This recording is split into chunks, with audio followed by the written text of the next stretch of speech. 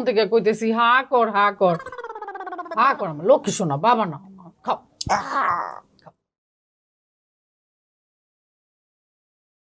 কোন পাপের শাস্তি জানলাই আমার দিতেছে আমি কিছুই জানি না।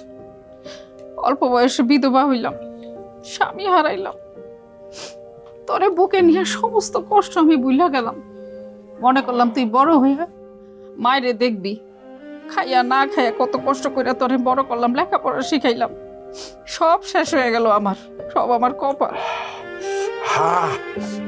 পানি দাও, জাল লাগছে। নে, নে, খা, খা। মুখ বাইছে দিও তো।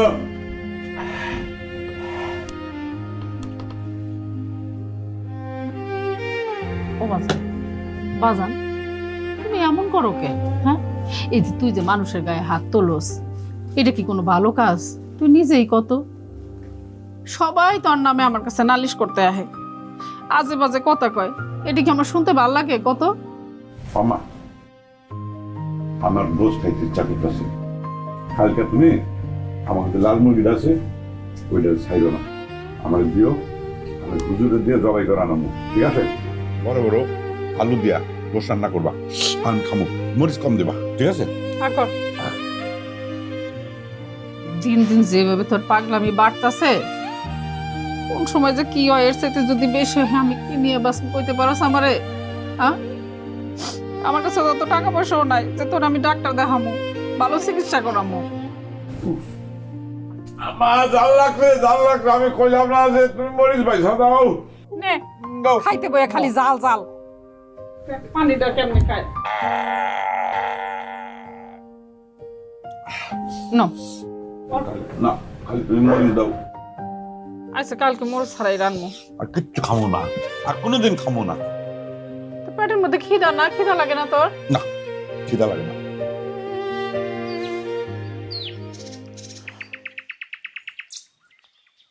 মালিক যেটা করছে এটা মহা অন্যায়।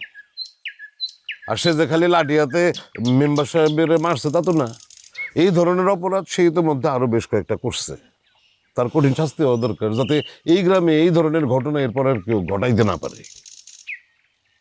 কিন্তু কথা হইতেছে আমি যে মালিককে শাস্তি দিব সেই অধিকার তো আমার নাই। আচ্ছা, আপনারা তো সবাই জানেন যে মালিক এই গ্রামে খুব শান্তশিষ্ট একটা ছেলে ছিল, জীবনে সে কারোর সাথে বেয়াদবি এর আগে করছে করে নাই, কারো দিকে চোখে চোখ রেখে সে কথা বলে নাই। তো তার মতন একটা ভদ্র ছেলে আটকা মেম্বার সাহেবের মতন মানে একটা মানুষের গায়ে হাত তুললো, পাগল না হলে এটা সম্ভব? হ্যাঁ চেয়ারম্যান সাহেব, আপনার কথার আগা মাথা আমি কিছুই বুঝতেছি না। আপনি যে কোন পক্ষ হয়ে কথা কইতেছেন একটু পরিষ্কার করে কইবেন?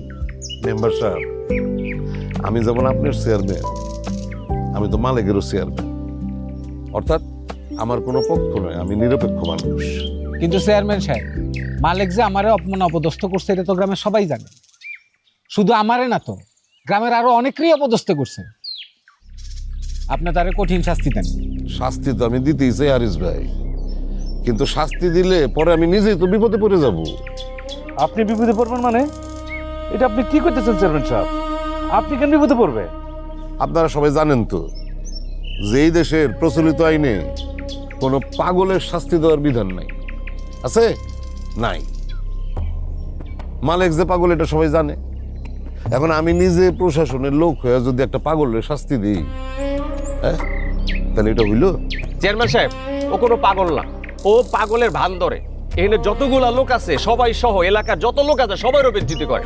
ওরে দইরা ইচ্ছা মতো $5 দেন, দেখবেন সব ঠিক হয়ে যাবে। ঠিক আছে, আপনারা সবাই মিলে যখন বলতেছেন আমি দিলাম, তারা $5 দিলাম, অসুবিধা নাই। কিন্তু কালকে তো পত্রিকায় সাংবাদিকরা এটা ছাপাই দিব, পরশুদিন মানবাধিকার কর্মীরা এটা নিয়ে আন্দোলনে নামবো, তারপরের দিন দেখবেন পুলিশ আমার কোমরে দড়ি বেঁধে ধরে নিয়ে গেছে। তখন কি আপনারা কি আমার পাশে থাকবেন, আমার বাঁচাইবেন? বলেন। তাহলে কি হলো এটা? মালিকরা আপনি কোনো শাস্তি দিবেন না? পাগলের আবার শাস্তি কিসের? একটা কথা বারবার কেন বুঝাইতে হইতেছে? আমি তো মনে করি যে আমাদের বরং সবার সম্মিলিতভাবে মালিকের একটা সুচিকিৎসার ব্যবস্থা করা উচিত। আমি দেখি, আমি এমপি সাহেবের সাথে এই বিষয়ে কথা বলবো, যদি ছেলেটার একটা উপকার হয়। আপনারাও দেখেন না, সবাই মিলে যে যার মতন একটু সাহায্য করলে।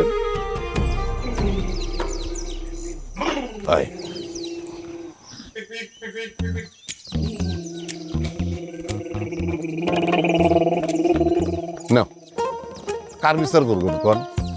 বাচ্চা একটা পোলার মতন লাঠিয়াতে মোটরসাইকেল চালাইতে চালাইতে চলে গেল, এর বিচার করবেন? যান যান, সবাই বাড়িতে যান, বরং এই ছেলেটারে কেমনে সাহায্য করবেন সেটা নিয়ে একটু ভাবেন। চলো স্যার, চলো চলো চলো। স্যার তাহলে আজকে আসি। আসসালামু আলাইকুম। ওয়ালাইকুম আসসালাম।